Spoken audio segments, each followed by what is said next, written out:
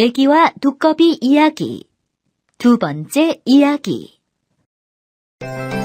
감옥에 갇힌 부자 메기는 고생이 이만저만이 아니었어요.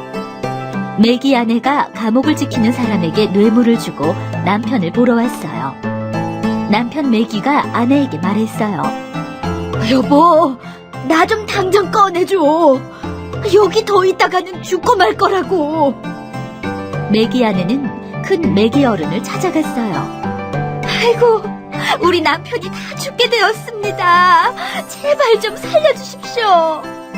큰 메기 어른이 말했어요. 걱정 말게.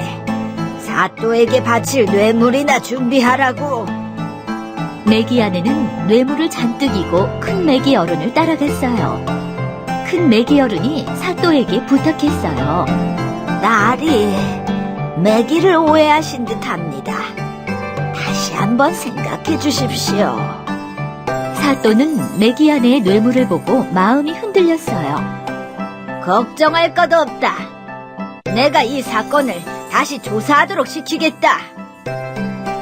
사또는 뱀장어 서기에게 사건을 다시 조사하라고 명령했어요. 뱀장어는 큰 메기 어른과 함께 연못으로 갔어요. 연못가에서는 이미 큰 잔치가 벌어지고 있었어요. 물론 메기 아내가 마련한 잔치였지요. 잔치가 한창일 때 큰 메기 어른이 메기 아내에게 속삭였어요. 얼른 집에 가서 올챙이들을 풀어주고 오게. 얼마 후 연못에는 올챙이들이 헤엄을 치기 시작했어요. 술에 취한 뱀장어 서기가 그 광경을 보았어요.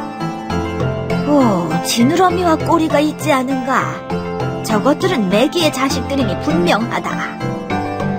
뱀장어 서기는 돌아가서 사또에게 보고했어요. 제가 두 눈으로 똑똑히 보았습니다. 올챙이들은 얼굴이 넓적하고 지느러미와 꼬리도 메기와 똑같았습니다. 만일 그것들이 두꺼비 자식이라면 당연히 네 다리가 있어야 할 것입니다. 하지만 올챙이들은 다리가 없었습니다. 사또는 화가 나서 두꺼비 남편을 불렀어요. 네 이놈! 어찌 감히 나를 속였단 말이냐? 여봐라! 저놈을 당장 감옥에 가두어라! 이미 부자 메기의 뇌물을 받아먹은 관리들은 아무도 두꺼비를 도와주지 않았어요.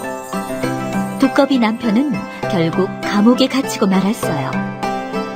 두꺼비 아내가 감옥으로 남편을 찾아와 엉엉 울었어요. 남편이 아내를 달래며 말했어요. 운다고 이 족쇄를 풀 순 없어요.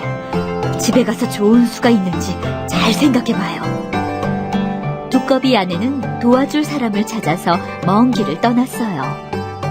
어느 날 두꺼비 아내가 개구리 아저씨를 만났어요. 왜 그렇게 슬픈 얼굴을 하고 있어? 두꺼비 아내가 개구리 아저씨에게 모든 이야기를 털어놓았어요.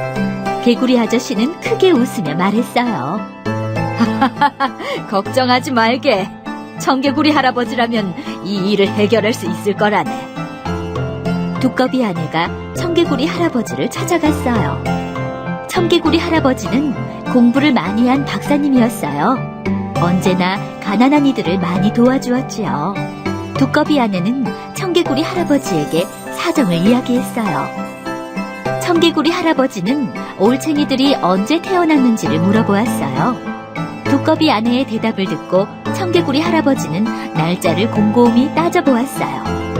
그러더니 손뼉을 치면서 이렇게 말했습니다. 걱정할 것 없다. 네 말이 맞다면 내일 올챙이들의 꼬리가 없어질 것이야. 두꺼비 아내는 청개구리 할아버지와 함께 연못가로 갔어요. 하지만 연못에는 하얀 알껍데기만 둥둥 떠 있을 뿐이었어요. 청개구리 할아버지는 웃으며 말했어요. 걱정하지 말고 집에 돌아가서 기다리게. 이튿날 두꺼비 아내는 다시 연못가로 나왔어요.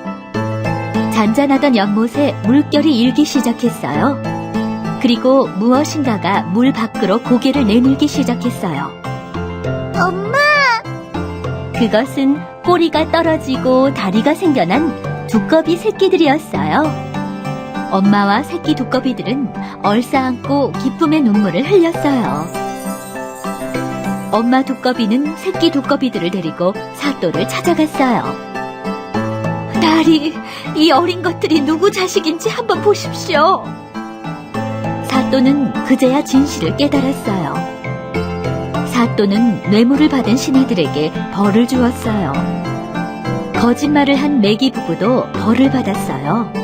매기 부부는 곤장 100대를 맞고 감옥에 갇혔어요. 그들은 잘못을 후회했지만 때는 이미 늦었지요. 얼마 뒤 감옥에서 나온 매기 부부는 멀리 쫓겨났어요. 그때부터 매기 부부는 캄캄한 진흙 속에서만 살게 되었어요. 두꺼비 부부는 잔치를 열어 청개구리 할아버지와 개구리 아저씨를 초대했어요. 이웃에 사는 잉어와 방어와 농어도 초대했죠. 이웃들은 사또에게 진실을 말하지 못한 것을 사과했어요. 두꺼비 부부는 웃으면서 이웃들을 용서해 주었어요. 새끼 두꺼비들도 즐겁게 웃으며 춤을 추었어요.